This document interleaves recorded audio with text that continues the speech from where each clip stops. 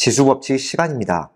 같은 수나 문자를 여러 번 곱할 때 이를 간단히 나타내는 방법이 바로 거듭제곱입니다. a를 3번 곱하면 a의 오른쪽 위에 작은 글씨로 3이라고 씁니다. a를 3번 곱했다는 뜻이죠. 여기서 a는 및 3은 지수라고 부릅니다. a의 세제곱이라고 읽는데 거듭제곱은 밑에 지수제곱 형태로 나타납니다. 이번 시간에는 이 지수에 관한 여러 법칙들을 배우게 되는데 지수법칙은 밑이 같을 때만 이용이 가능하다는 점을 꼭 기억해 두길 바랍니다. 그리고 지수법칙은 공식처럼 외운다기보다는 거듭제곱에서 밑과 지수가 어떤 관계인지를 생각하면서 접근하면 이해가 더 잘 되니까 각 지수법칙이 나오게 된 과정에 주목하기를 미리 당부합니다. 자, 지수법칙의 첫 번째, 거듭제곱의 곱셈입니다. 교재에 따라서는 지수의 합이라고도 하는데 밑이 같을 때의 곱은 지수끼리 더합니다. a 세제곱 곱하기 a 4제곱을 예로 들어보면 a 세제곱은 a 곱하기 a 곱하기 a 곱하기가 있었고 a 4제곱은 a 곱하기 a 곱하기 a 곱하기 a입니다. 곱셈은 교환법칙과 결합법칙이 성립하기 때문에 이 식은 결국 a가 이렇게 7번 곱해져서 a의 7제곱이 됩니다. 밑이 같은 수를 곱했더니 결과는 지수끼리 더한 형태가 되었습니다. a의 m제곱에 a의 n제곱을 곱하면 a의 m 플러스 n제곱이 됩니다. 곱하거나 더했을 때 지수도 똑같이 곱하거나 더하지 않도록 주의해야 합니다. 두 번째 지수 법칙은 거듭제곱의 거듭제곱입니다. 지수의 곱이라고도 하는데 거듭제곱의 거듭제곱은 지수끼리 곱합니다.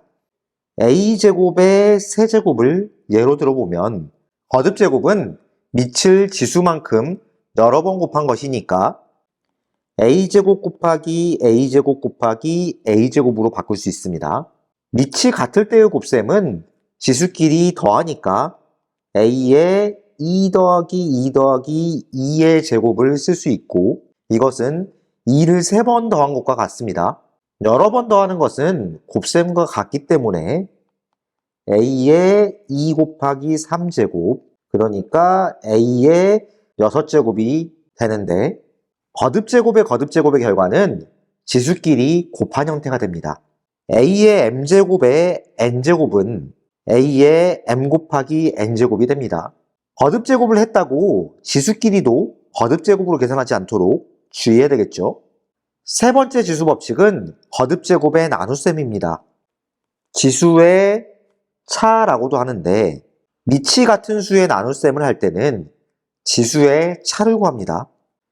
차라는 것이 큰 수에서 작은 수를 뺀다는 말이 포함되어 있습니다. 그래서 a의 m제곱 나누기 a의 n제곱을 할 때는 m과 n의 크기를 먼저 비교해 줍니다. m이 n보다 크면 지수끼리 그대로 빼서 a의 m-n제곱이 되고 m과 n이 같으면 그 결과는 항상 1이 됩니다. m이 n보다 작으면 큰 수 m에서 작은 수 n을 빼는데 이것이 분모로 가서 a의 m-m제곱분의 1이 됩니다. 이것을 단순히 외운다기보다는 이렇게 생각해 봅시다. 자, 분수라는 것이 분모분의 분자인데 이것은 분자 나누기 분모와 같습니다. a의 5제곱 나누기 a의 제곱은 a제곱분의 a 5제곱의 분수꼴로 바꿀 수 있습니다. 거듭제곱은 밑을 지수만큼 곱한 것이니까 이것은 a 곱하기 a분의 a 곱하기 a 곱하기 a 곱하기 a 곱하기 a a는 5번 곱한 거죠.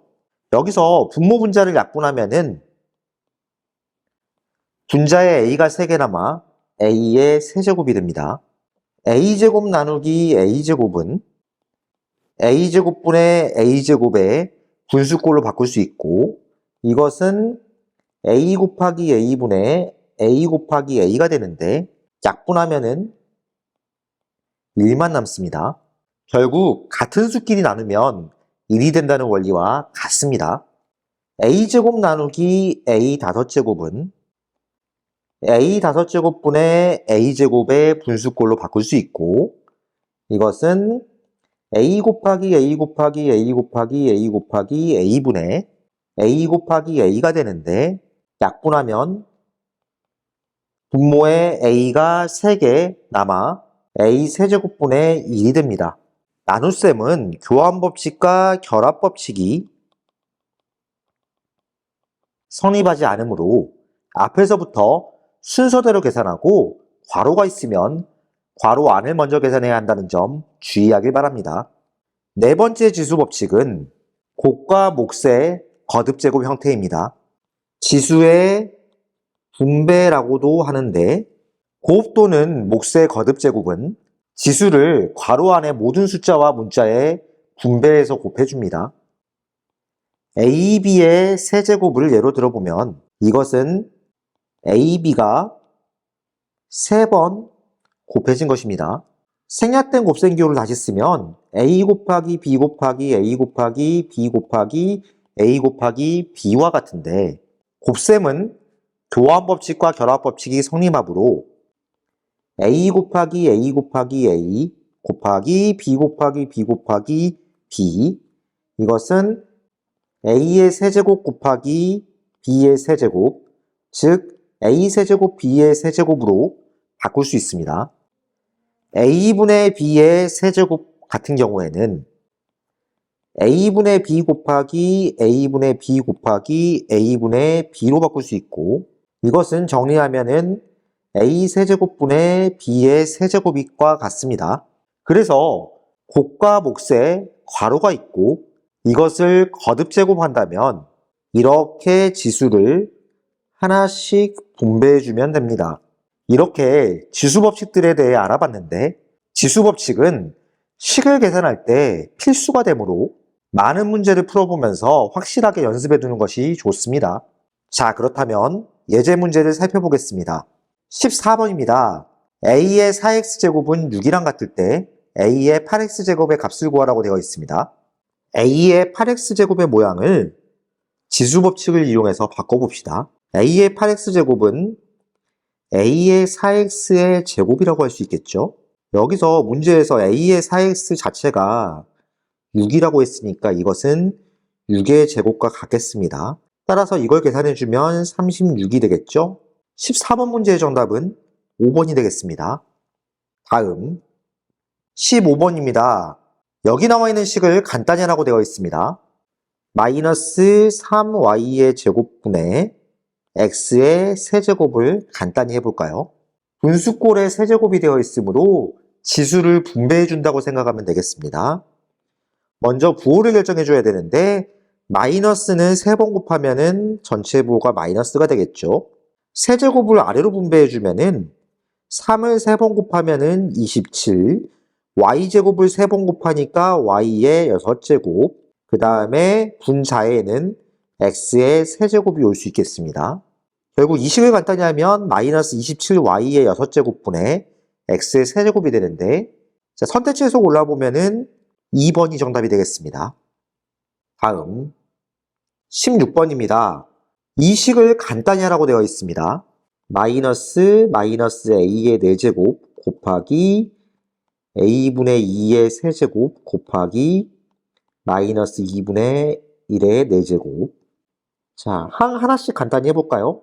마이너스 a 4제곱 앞에 마이너스가 붙었으니까 이거는 a 4제곱으로 부호가 플러스가 되겠습니다. 그 다음에 a분의 2의 세제곱은 지수를 분배해주면 a 세제곱분의 2의 세제곱이니까 8, 그리고 마이너스 2분의 1은 4번 곱하면은 부호는 양수, 그 다음에 2를 4번 곱하면 16분의 1이 되겠죠? 여기서 약분을 해줄까요?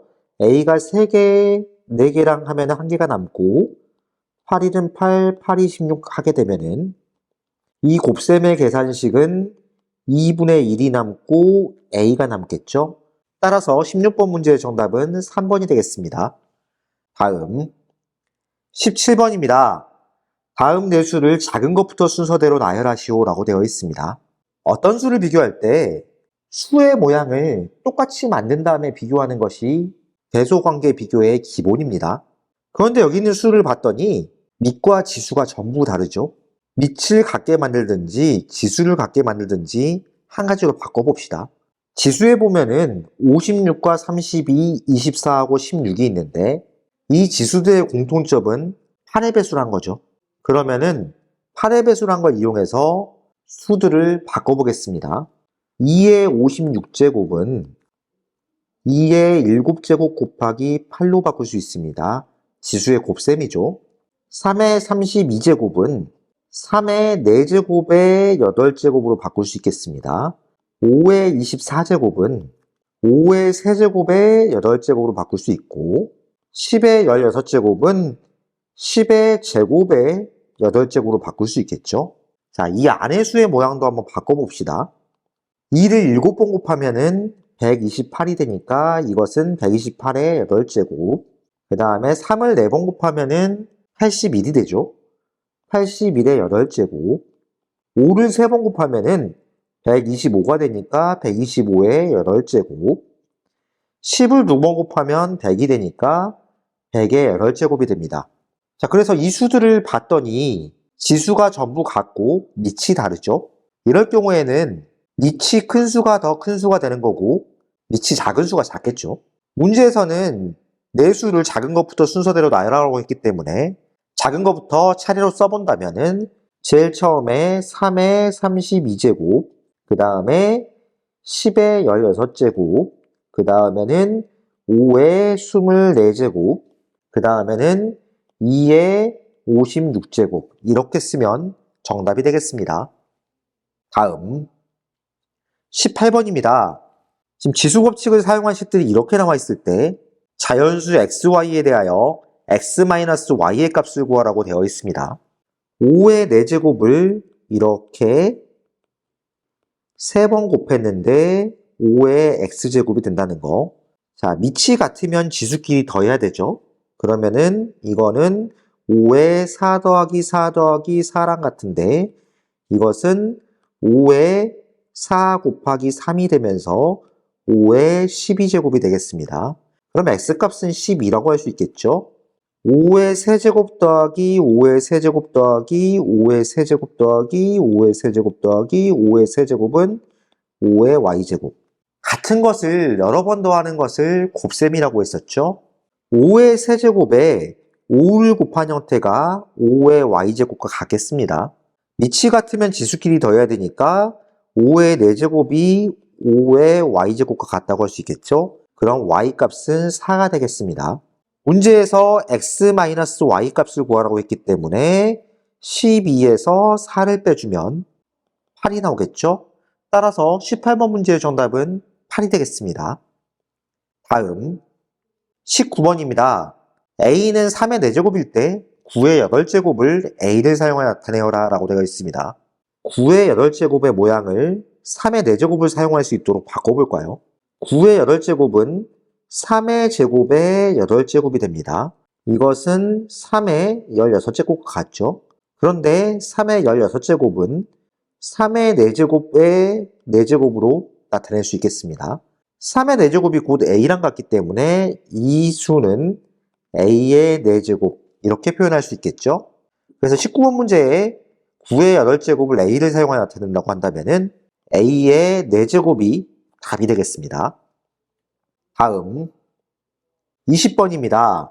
3의 117제곱의 1의 자리 숫자를 a, 3의 211제곱의 1의 자리 숫자를 b라고 할 때 a 플러스 b의 값을 구하라고 되어 있습니다. 자, 3이라는 숫자는 한 번 곱하게 되면은 3, 두 번 곱하게 되면 9, 세 번 곱하게 되면은 27, 네 번 곱하게 되면은 81, 다섯 번 곱하면은 243 이런 식으로 나오는데 1의 자리 숫자만 살펴본다면은 3, 9, 7, 1이 계속해서 반복되고 있죠. 그러면은 3을 117번 곱했다는 말은 117이라는 숫자가 4로 나눴을 때 몫이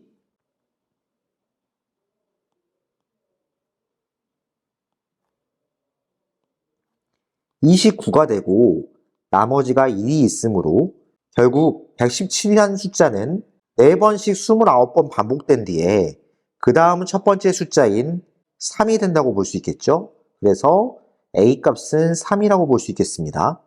211이라는 숫자는 4로 나누게 된다면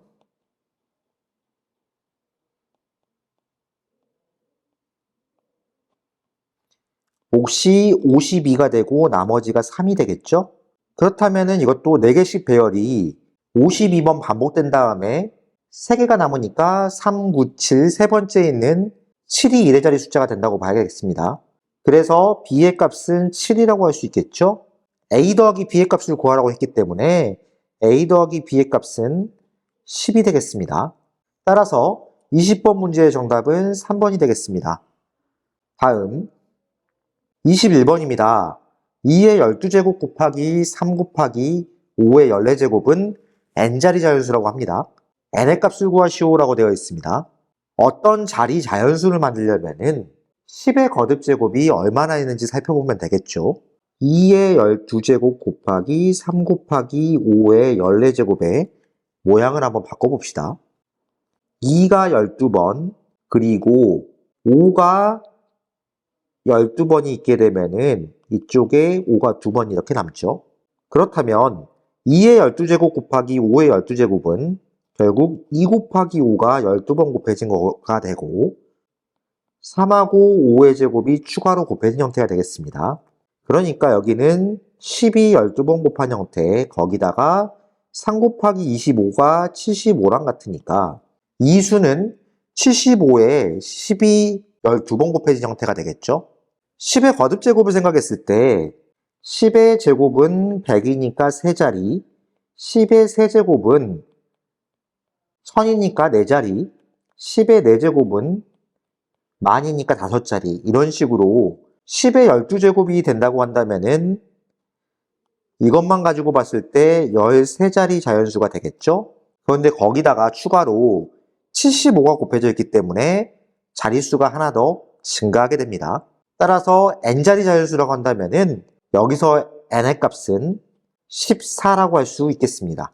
그래서 주어진 수는 14자리 자연수가 되겠습니다.